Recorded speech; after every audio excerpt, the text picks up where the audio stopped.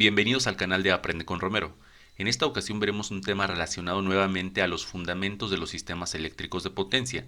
En este caso el ejercicio va a consistir en obtener la potencia instantánea de un circuito que contiene una parte resistiva y una parte inductiva.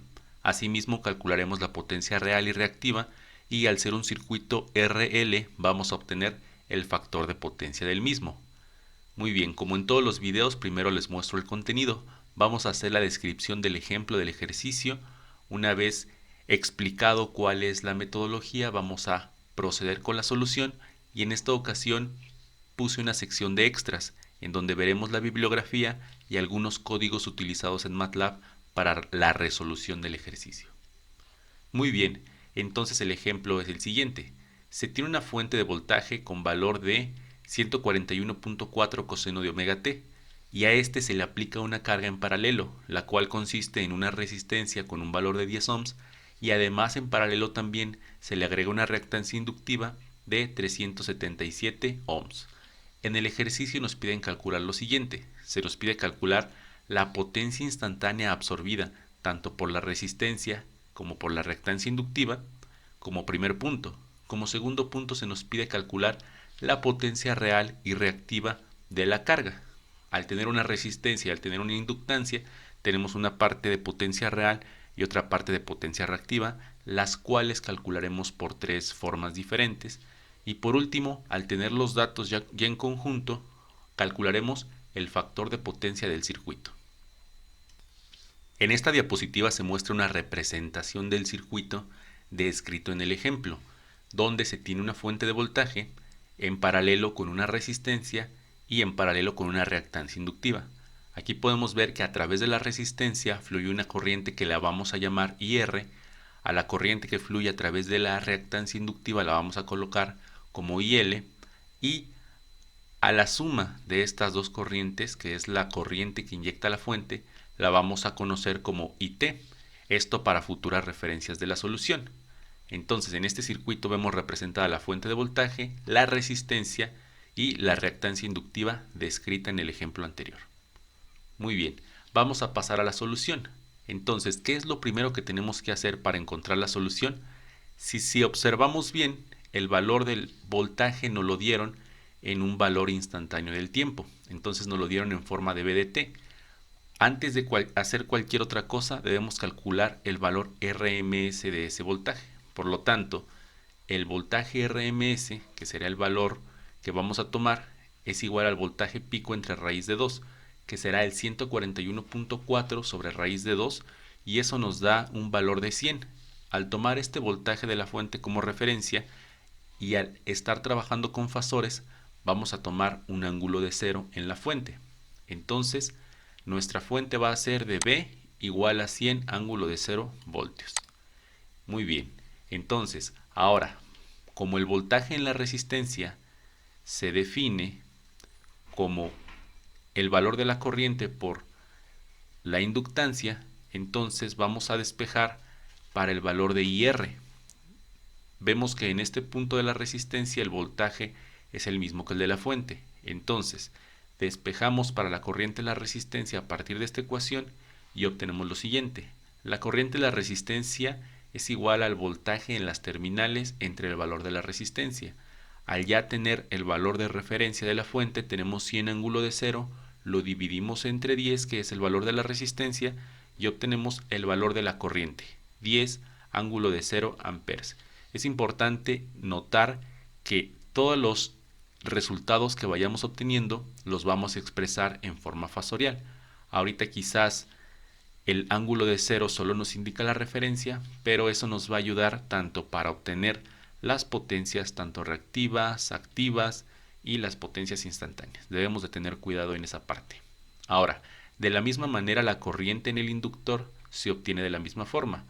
La corriente que pasa por la reactancia inductiva será igual al voltaje en las terminales, que en este caso, al estar en paralelo, el voltaje de la fuente sigue siendo el voltaje del elemento inductivo, entonces será igual al voltaje sobre el valor de la reactancia inductiva.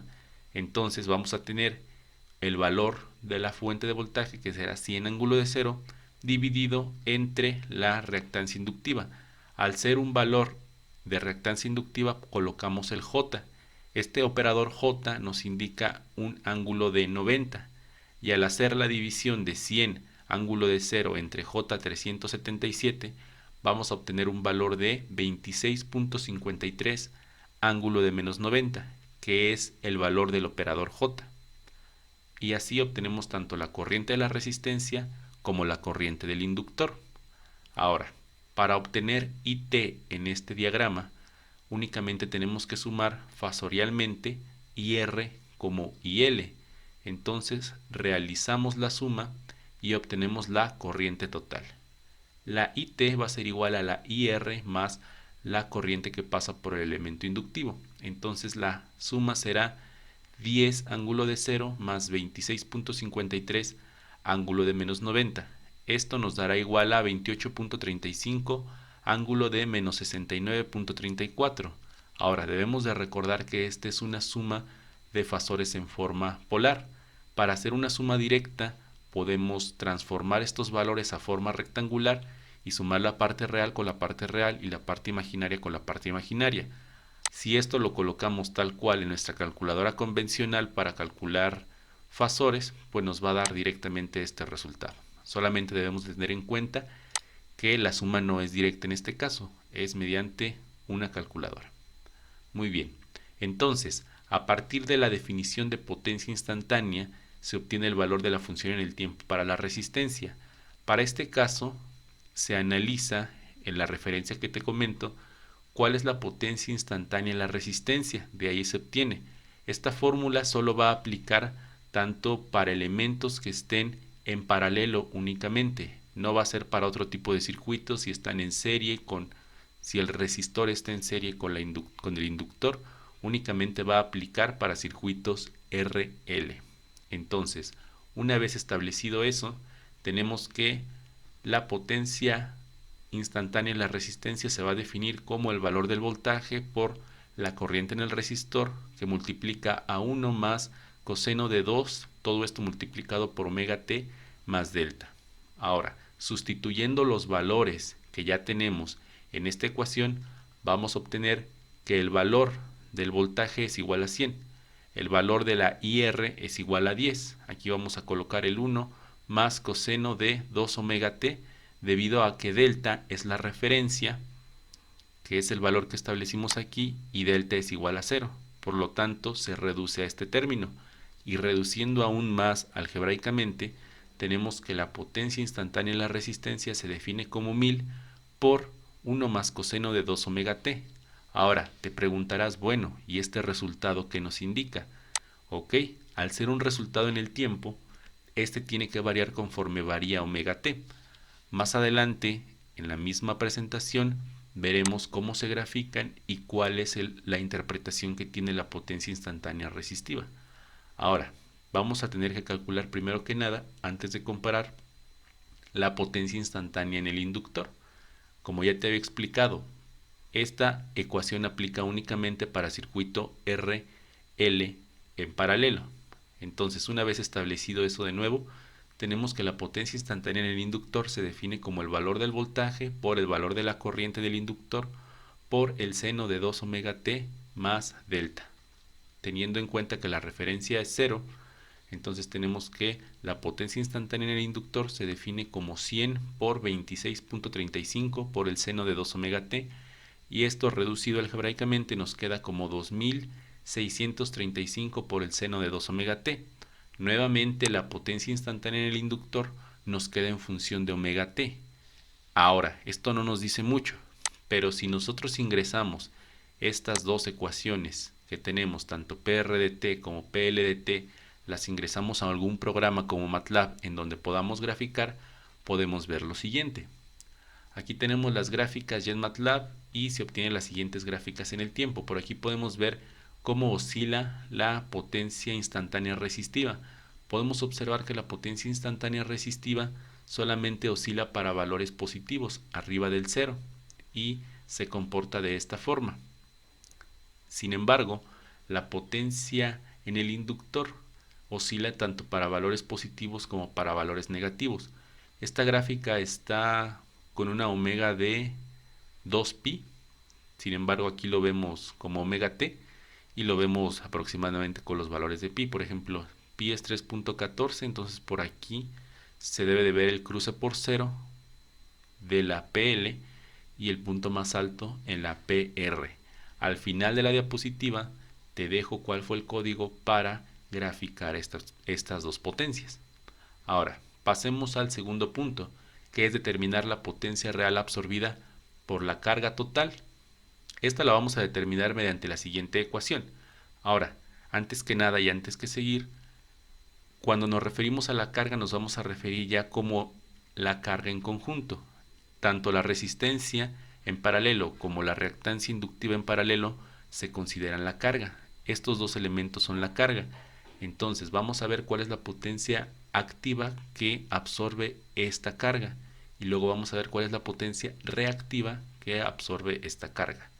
Entonces nos regresamos a donde nos quedamos y la potencia real absorbida por la carga la vamos a definir por la siguiente ecuación.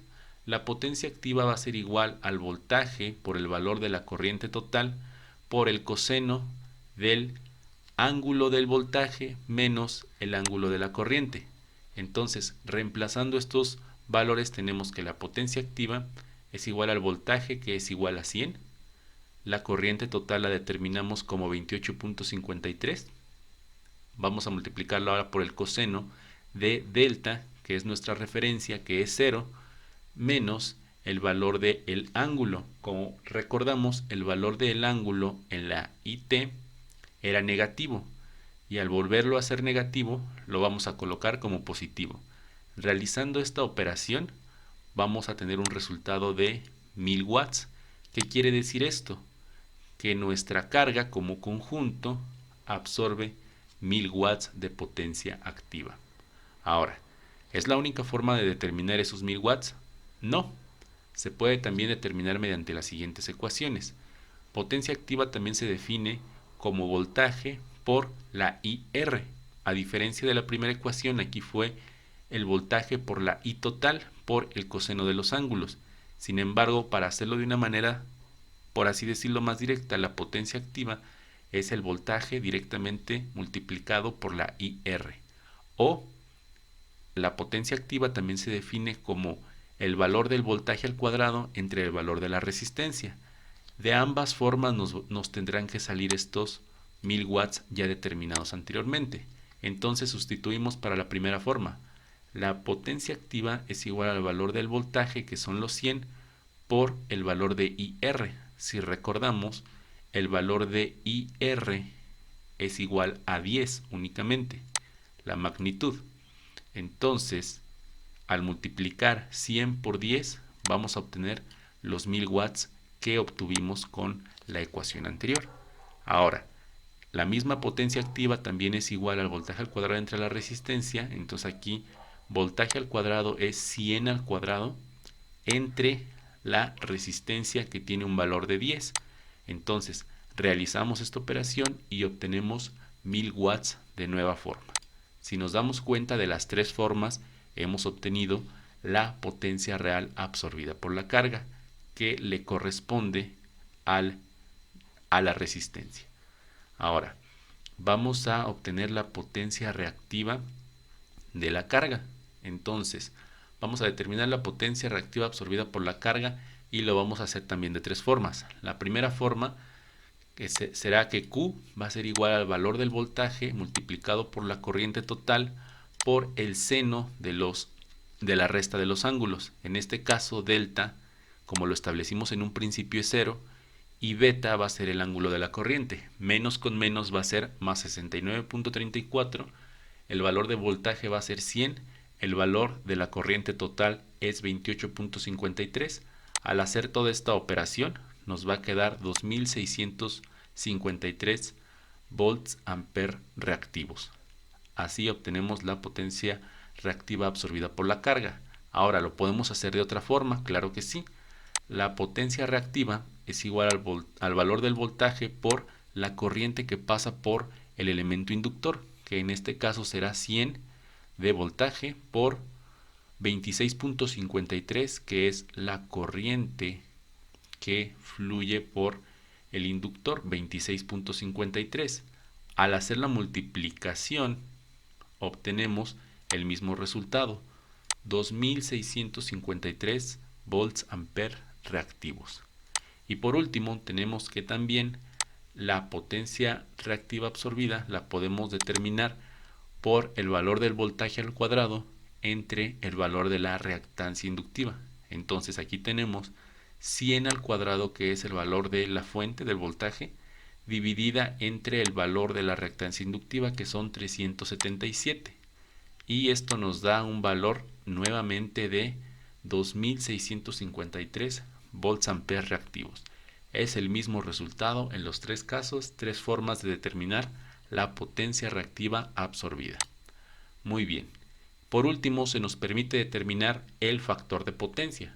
Para eso utilizamos la siguiente ecuación. El factor de potencia se define como el coseno de la diferencia de los ángulos. ¿Qué quiere decir esto? Que es el coseno de delta, que es 0 porque es el valor de la fuente de voltaje, menos el ángulo de la corriente, que en este caso la corriente ya era negativa, entonces se hace positivo. Una vez realizada la operación, el coseno de 69.34, vamos a obtener un factor de potencia de 0.3528. En este caso va a ser en atraso, debido a que se trata de un elemento que tiene una carga RL. Esto es propio de la naturaleza de los circuitos RL. Y de esta forma hemos resuelto el ejercicio. Como te comenté, tengo una sección de extras en donde aquí puedes copiar el código de MATLAB para que tú realices las gráficas. Aquí omega t los definimos como length space de 0 a 2pi, pero tú le puedes dar un valor más grande omega t, como de 4pi, 10pi, ya depende de lo que quieras ver en la gráfica.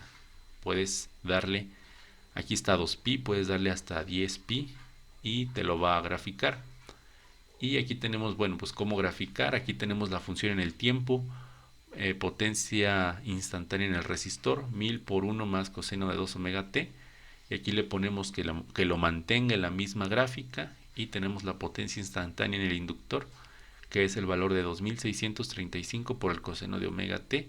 Y únicamente mandamos graficar omega t, con la función de la potencia instantánea en el inductor. Por último, te dejo aquí el libro de referencia, que es el Glover Duncan, y es un libro de sistemas de potencia que es muy bueno. Aquí te dejo la referencia. Recuerda que esta presentación la puedes descargar en formato PDF. Si tienes dudas, comentarios o alguna sugerencia para generar contenido, lo puedes dejar escrito en los comentarios. Y bueno, de mi parte es todo y nos vemos.